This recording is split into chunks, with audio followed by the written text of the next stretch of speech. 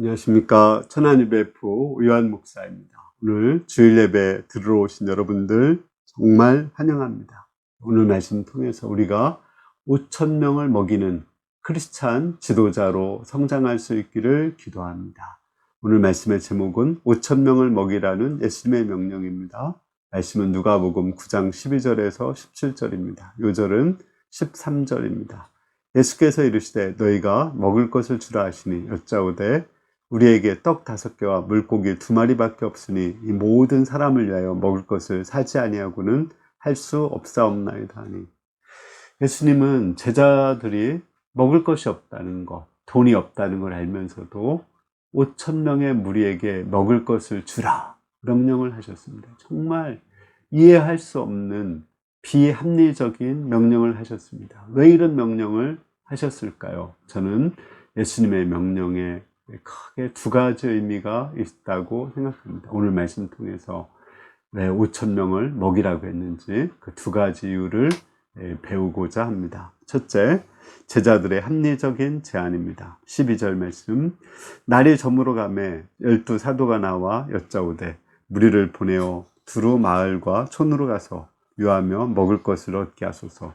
우리가 있는 여기는 빈들이니이다. 예수님이 전도 여행에서 돌아온 제자들과 함께 벳세다라는 곳으로 쉬러 갔죠. 거기에 많은 무리가 나왔습니다. 예수님은 제자들과 또 예수님의 쉬러 갔지만 그 휴식을 포기하고 그 무리에게 하나님 나라의 복음을 전하고 또 병자를 고쳐 주었습니다. 이제 해가 뉘어졌습니다. 그리고 저녁 먹을 때가 되었습니다. 제자들은 그 옆에서 지켜보는데 너무 배가 고프고 배가 고프다 못해 아파오기 시작했습니다. 그런데 예수님의 말씀은 그칠 줄 몰랐고 무리들은 갈 줄을 몰랐습니다. 제자들은 모여서 회의를 하고 예수님께 한 가지 건의를 했습니다. 이 무리를 다 해산시켜서 마을로 가서 먹을 것을 사 먹게 하자고 했습니다. 그것은 매우 합리적인 그런 제안입니다. 왜냐하면 그곳은 빈들이고 마을도 없고 가게도 없기 때문입니다. 또 그들이 내보내야 각자가 자기들의 먹을 것을 구할 수 있고 또 예수님과 제자들도 휴식을 취할 수 있기 때문에 그렇습니다. 예수님은 이러한 제자들의 제안을 듣고 그래 너희 잘 생각했구나 그렇게 하자 이렇게 하지 않으셨습니다. 오히려 예수님은 전혀 다른 명령을 하셨습니다. 둘째, 예수님의 비합리적인 명령 13절 말씀입니다.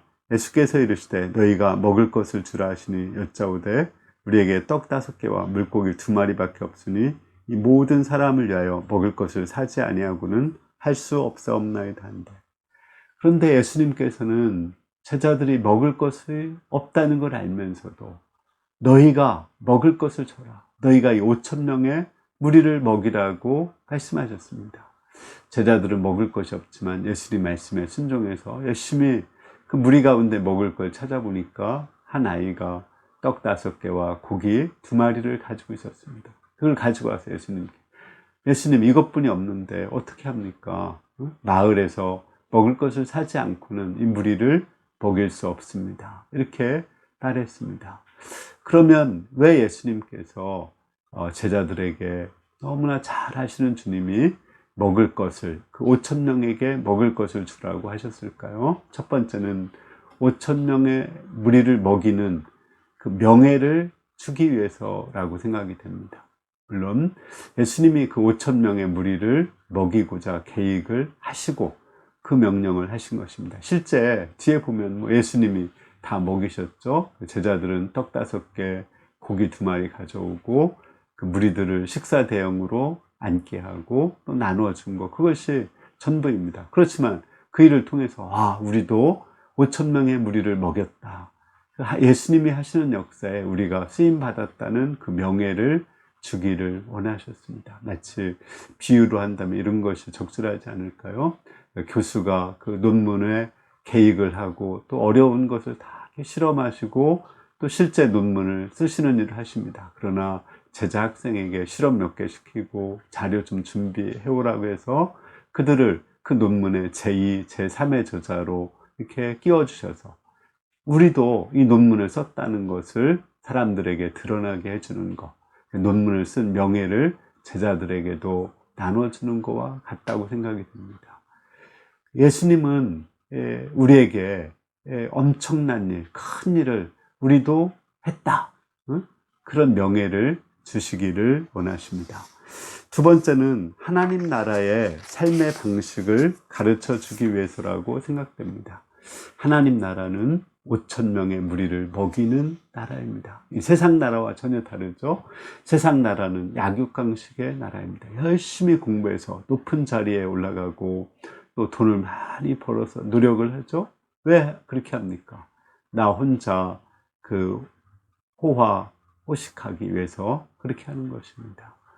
그 높은 자리에 올라가서 5천 명으로부터 조금씩 뺏어서 내 배 부르고 또 내 명예 내려고 하는 것, 그것이 세상의 삶의 방식입니다. 그리고 그것은 동물의 삶의 방식과 크게 다르지 않습니다. 동물들도 강자가 약자를 잡아먹는 그런 삶의 방식이죠. 그러나 하나님 나라는 그렇지 않습니다. 강자가 약자를 도와주고 강자가 약자의 연약함을 담당하는 것, 그것이 하나님 나라입니다. 하나님 나라는 사자와 어린 양이 뛰노는 그런 것이 하나님 나라죠. 강자와 약자가 함께 있고 함께 평화롭게 지내고 강자가 약자를 보호해주는, 사자가 어린 양을 보호해주는 그런 나라, 얼마나 멋있는 나라입니까? 그런 하나님 나라를 만들기를 원하셨기 때문에, 또 그런 사람이 되기를 원하셨기 때문에 너희가 먹을 것을 주라, 이렇게 말씀하신 것입니다. 저는 이 말씀을 공부하면서 정말 한동대 역사와 너무 똑같다, 그런 생각을 하게 되었습니다.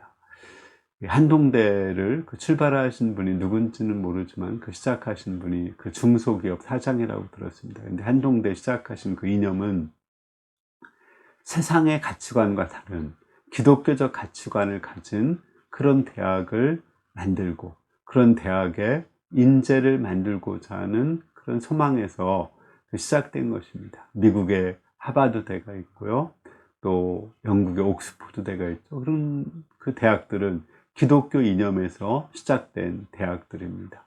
그런데 기독교 이념에서 시작되었지만 요즘에는 많이 세속화 되었습니다. 물론 한국에서도 뭐 기독교 대학들 많이 있죠. 뭐 연세대도 기독교 이념으로 시작됐고 이화여자 대학도 그렇습니다. 옆에 있는 우리 백석대도 그렇습니다. 그러나 그 학생들이 정말 기독교적인 인재를 양성하고 또 기독교적인 가치관을 가지고 있느냐, 이런 데는 좀 의문이 있습니다. 근데 여기는 정말 그 기독교적인 가치관, 예수 믿는 사람들을 키우고자 하는 그러한 이념에서 시작되었습니다. 이 대학의 그 시작이 너희가 먹을 것을 주라, 이것이 이 대학의 이념입니다. 열심히 공부해서 높은 자리에 올라가서 5천 명을 먹이는 그러한 인자가 되자고 시작된 것입니다. 우리 속담에 공부해서 남주나 이런 속담 있죠. 그런데 이 대학은 공부해서 남을 주기 위해서 만드는 그런 대학입니다. 그리고 정말 그 기도하고 이제 수업에 시작하고요, 또 시험 볼 때도 감독이 없이 하나님 앞에서 명예 선서를 처음에 신입생들에게 시키고 감독 없이 시험을 보는 그런 정말 이렇게 멋있는 기독교 글로벌 인재를 키우는 그런 이념에서 시작이 되었습니다. 그런데 그것을 시작하신 분은 중소기업 어느 그 사장님이셨다고 들었습니다. 김영길 총장님에게 총장을 좀 해달라고 부탁을 했습니다. 그 당시에 김영길 총장은 나사에서 근무하다가 한국 카이스트 교수로 와 있었습니다.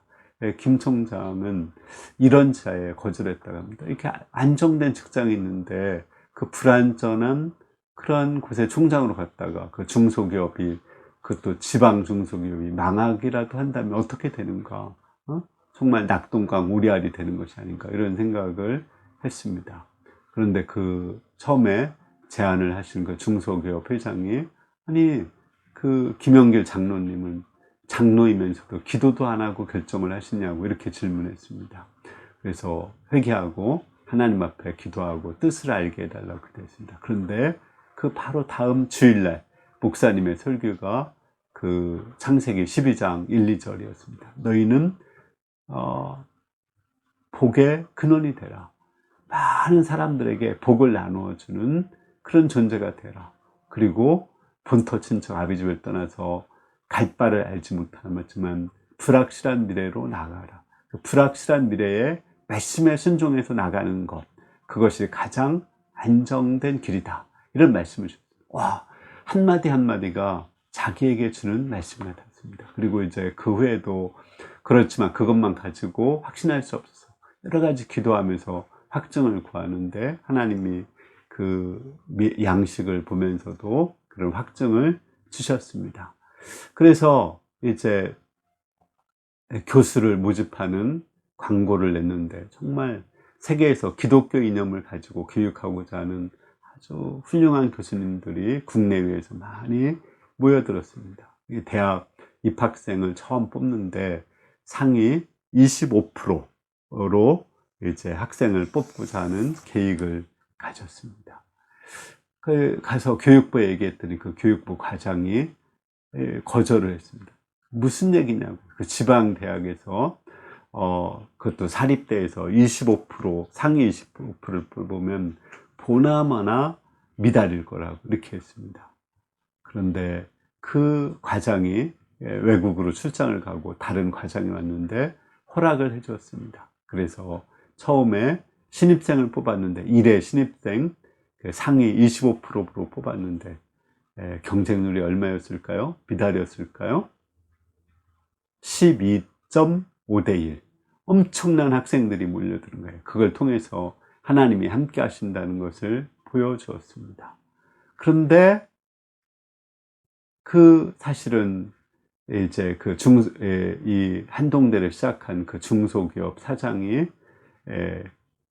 그 회사가 사실은 망했습니다. 그래서 망해서 김 총장한테 다른 그 기독교 그 사업을 하는 사업주를 알아봐서 이 학교를 계속 하든지 아니면 학교를 그만두라고 정말 그 염려하던 그런 사건이 벌어졌습니다. 그 당시에 이제 김 총장은 사실은 그 카이스트 교수를 이렇게 사임하지 않은 상태였거든요. 왜냐하면 거기에 있는 이제 학생들을 지도를 해야 됐기 때문에 사임을 하지 않고 휴직한 상태였습니다. 돌아갈 길이 있었지만 하나님이 너무나 분명하게 지금까지 그 살아계신 그 역사를 보여주신 것을 알고 그냥 믿음으로 나가고자 했습니다. 그런데 이제 매일매일 기도하면서 물질을 얻어서 교수들을 월급을 주고 이렇게 하나님의 은혜를 조지물로와 같이 그 물질을 주시는 하나님을 정말 많이 체험을 했습니다. 그런데 엎친 데 덮친 격으로 거기에 IMF가 터졌습니다. 교수들 월급을 3달치를 주지 못하고 교직원들도 3달치 월급을 주지 못하고 또 학교도 전기가 끊어지게 될 그런 위기에 처하게 되었습니다. 그런데 정말 하나님의 은혜로 그 정부 교육개혁 최우수 대학으로 한동대가 선정되어서 12억 원을 지원받았습니다. 김 총장은 뭐 생각할 것도 없이 그 12억 원을 교수들 월급, 교직원들 월급을 주었습니다. 그런데 이것이 불법입니다. 12억 원을 지원한 것은 월급을 주라는 것이 아니라 학교 발전 기금으로 쓰라고 준 것입니다. 뿐만 아니라 3개월 동안 월급 안 준 것도 그것도 법을 어긴 것입니다. 그래서 김 총장은 법정 구속이 되었습니다. 법정 구속되었는데 그 다음에 이제 스승의 날이 왔습니다. 학생들 한 2,000명 정도가 버스를 타고 거기에 와가지고 그 꽃을 이 교도소에 갖다가 주고 스승의 날 노래를 불렀습니다. 그러자 이것이 모든 신문에 대서특필되었습니다. 막 총장 물러가라고 총장실을 점령하는 그러한 시대에 그 총장한테 감사하다고 한 2,000명이 교도소에 와서 노래 부르는 걸 보고 이거는 총장의 죄가 없는 것이다. 돈이 없어서 어쩔 수 없이 그런 것이다. 이렇게 신문에서 아주 좋은 쪽으로 보도를 했습니다. 그러자 그 김 교수가 이제 교도소에 갇혀 있는 것이 53일이었는데 53일 동안 46억 원의 기부금이 들어왔습니다. 하루 한 8천만 원씩 이제 월급을 한다면 그런 기부금이 들어왔다고 합니다. 그런 놀라운 성령의 역사, 정말 없는 가운데 남을 주는 대학, 또 없는 가운데도 총장을 지원해서 복의 근원이 되는 대학을 만들고자 했을 때 하나님이 놀라운 정말 기적적인 역사를 통해서 한동대를 이루시고 지금은 한동대가 안정되고 또 거기에서 많은 졸업생들이 나와서 사회에 영향력 있는 기독교 지도자들이 되었습니다. 얼마나 그 놀라운 일입니까? 넷째, 셋째, 이미 받은 줄로 믿고 준비시킨 예수님. 14절 15절입니다 이는 남자가 한 5,000명쯤 되밀어라 제자들에게 이르시되 때를 지어 한 50명씩 앉히라 하시니 제자들이 이렇게 하여 다 앉힌 후에 지금 이제 오병이어를 가져왔지만 무리들에게 먹을 것이 없죠. 그런데 예수님은 무리들을 50명씩 식사 대용으로 안치라겠습니다. 이미 먹을 것이 풍성한 것처럼 예수님을 믿고 그 식사 대용으로 안치라겠습니다. 이렇게 예수님께서는 이미 받은 줄로 믿고 준비를 시킨 다음에 예수님은 일하시는 것을 알 수가 있습니다. 예를 들어서 우리가 비 오기를 기도하잖아요. 그러면 미리 뭘 해야 됩니까? 우산을 준비해서 나가야 되는 거예요. 그럴 때 하나님께서 비가 오게 하신다는 그런 말씀입니다. 아기를 못 낳은 사람이 아기 낳기를 위해서 기도하고 정말 믿는다면 기저귀도 사고 또 아기가 써야 될 아기 옷도 사고 아기 용품들을 사고 나서 기도하는 것, 그것이 그 믿고 기도하는 것입니다. 취업을 위해서 기도하면 취업했을 때 기쁘고 감사한 그 마음으로 먼저 하나님께 감사하고 나서 취업을 위해서 기도하는 것, 이것이 믿고 기도하는 것입니다. 저는 이 말씀도 이렇게 볼 때 우리 UBF가 공산권 세계선교를 한 그 놀라운 일이 떠올랐습니다. 1995년도에 우리 UBF 시작하신 이사멜 성사님은 우리가 공산권을 개척하자 하고 전국적으로 공산권 개척을 해서 정말 열심히 기도했습니다. 그때 제가 대전 UBF에 있었는데 우리 목사님은 인사할 때마다 러시아어로 인사하자, 쭈드라스비치. 그리고 이제 여름 상의 때마다 러시아 댄싱을 추었습니다. 그리고 실제 등록 카드를 만들고 등록 차트를 만들어서 러시아 수양이 참석을 하고자 등록금을 내고 등록을 하도록 도왔습니다. 이러한 우리의 믿음과 기도를 받으시고 하나님은 러시아에 우리 한국에서 최초로 그 유학생 선교사가 그 UBF에서 가게 하시고 모스크바에서 그 국제 수양일을 갖게 하시고 그 고르바초프의 그 개방 개혁 정책을 쓰셔서 러시아 선교를 이루어 주셨습니다. 얼마나 놀라운 일입니까? 지금 우리가 무엇을 위해서 기도하십니까? 우리가 하나님 나라에 가도록 기도하고요. 또 하나님 나라가 가정과 교회와 또 직장에 임하도록 또 학교에 임하도록 기도하고 있죠. 이것을 우리가 믿는다면 어떻게 해야 되겠어요? 하나님 나라에 가 있는 것처럼 우리는 기뻐하고 감사하고 찬양하고 또 서로 사랑하고 또 연약함을 감당하면서 천국처럼 행복을 누리면서 그렇게 먼저 사는 것이 중요합니다. 그러면 하나님 일하셔서 우리의 가정과 교회와 직장을 천국처럼 만들어 주실 것을 믿습니다. 네 번째, 진심을 드린 것에 대한 감사의 기적. 16절 말씀입니다. 예수께서 떡 5개와 물고기 2마리를 가지사 하늘을 우러러 축사하시고 떼어 제자들에게 주어 무리에게 나누어 주게 하시니, 예수님은 제자들이 가져온 떡 5개와 고기 2마리를 가지고 축사하셨습니다. 축사하셨다는 것은 감사 기도를 했다는 말입니다. 떡 5개, 고기 2마리, 그 5,000명 먹어야 되는데 그 뭐가 감사합니까? 남자만 5,000명인데 남자 1,000명당 떡 하나를 줘야 돼요. 여자와 아이들은 그것도 얻어 먹어야 돼요. 1,000명을. 말도 안 되는데, 그러나 예수님은 그 떡 5개와 고기 2마리에 있는 제자들의 순종, 믿음, 또 그 사랑, 그런 것을 보시고 감사한 것입니다. 이렇게 하나님의 역사는 눈에 보이는 것보다도 눈에 보이지 않는 것을 보고 감사하는 것입니다. 눈에 보이지 않는 것을 보고 감사할 때 하나님은 놀라운 역사를 이루십니다. 감사가 기적을 만드는 것입니다. 성경에 보면은 이렇게 예수님은 눈에 보이지 않는 것을 보시고 감사하고 기적을 행하시는 이야기들이 많이 나옵니다. 예수님은 과부가 2렙돈, 지금으로 말하면 한 2만 원 정도 가져왔는데, 이것이 과부가 전 생활비를 드린 것이다. 감사하고 그 여인을 칭찬하시고 귀하게 쓰셨습니다.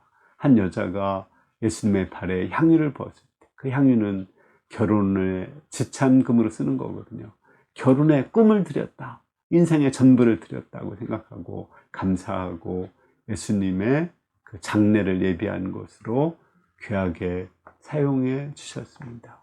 구약에서도 마찬가지죠. 엘리사가 그 사렙다 과부가 떡하고 기름 조금 가져왔는데, 근데 사실은 그걸 먹고 사실은 자살하려고 한 거거든요. 그걸 가져왔을 때 이건 정말 피땀 흘린 것이다, 그 생명을 가져온 것이라고 생각하고 감사했을 때 3년 6개월 먹고도 남게 하셨습니다.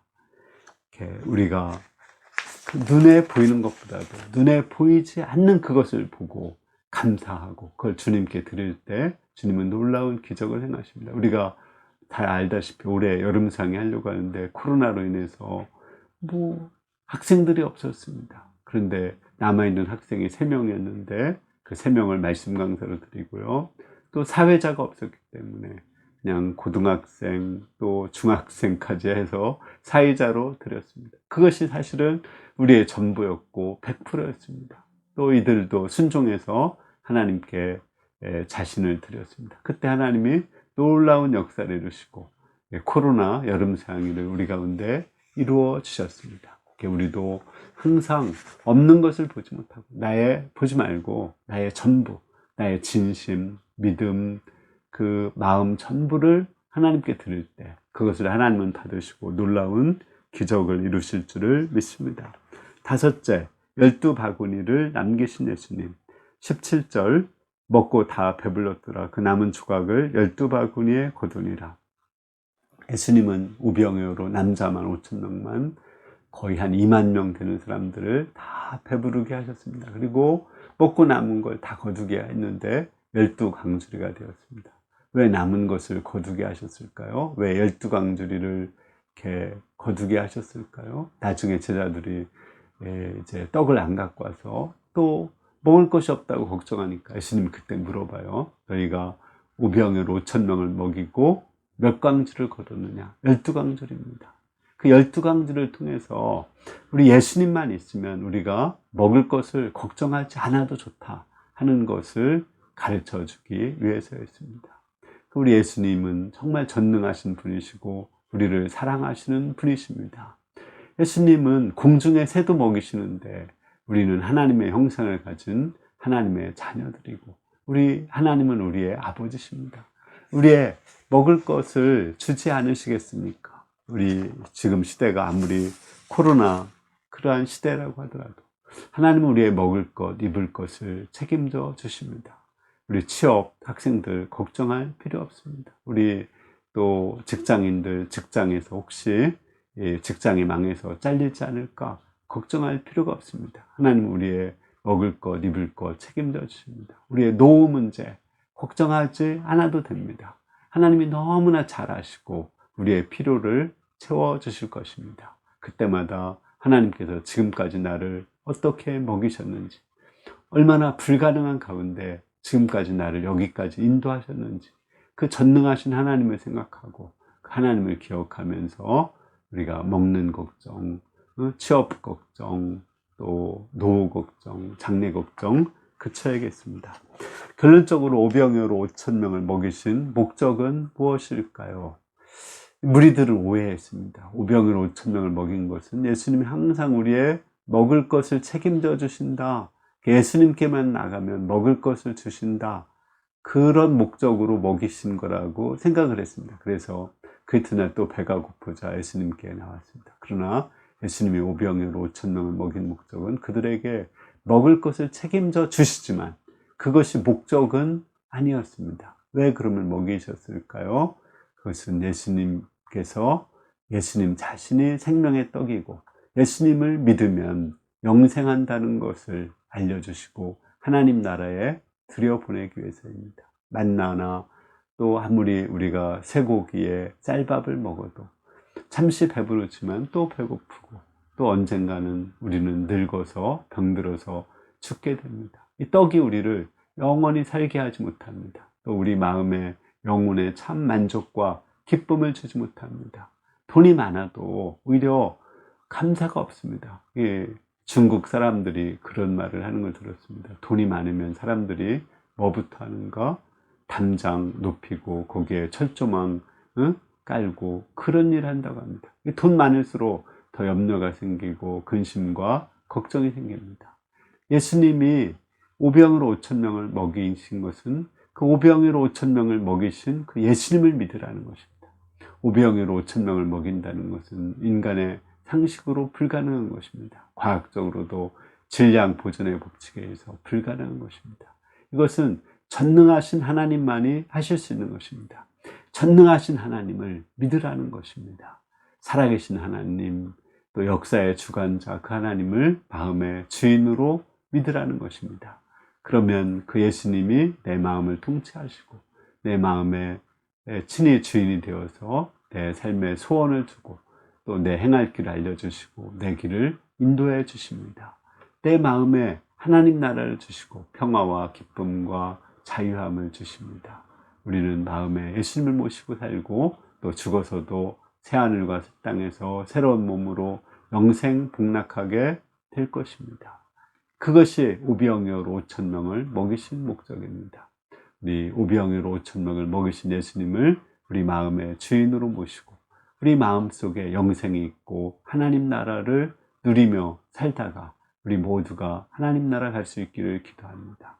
우리의 가정, 교회, 또 삶의 터전에 하나님 나라를 건설하고 우리도 제자들처럼 5,000명의 무리를 먹이는, 주는, 희생하고 섬기는 그 지도자들로 이렇게 성장하고 또 그런 놀라운 역사에 우리가 쓰임받는 그 크리스찬 지도자들로 성장할 수 있기를 간절히 기도합니다. 제가 기도하고 마치겠습니다. 은혜로우신 주님, 오늘 말씀 통해서 우리에게 이제 오병이어로 5,000명을 먹이라고 말씀하심으로써 우리를 모든 5,000명의 무리를 먹이는 영적인 지도자로 삼으시고 또 우리에게 이러한 5,000명의 무리를 먹이는 그런 명예를 우리에게 주고자 하시는 것을 알게 하셔서 감사합니다. 우리가 진정 예수님이 원하는 그런 지도자의 삶을 살 수 있도록 도와주시고 또 그래서 이 불가능한 일을 친히 이루시는 그 하나님을 우리의 삶 속에서 체험하고 하나님께 영광 돌릴 수 있도록 도와주시기를 기도합니다.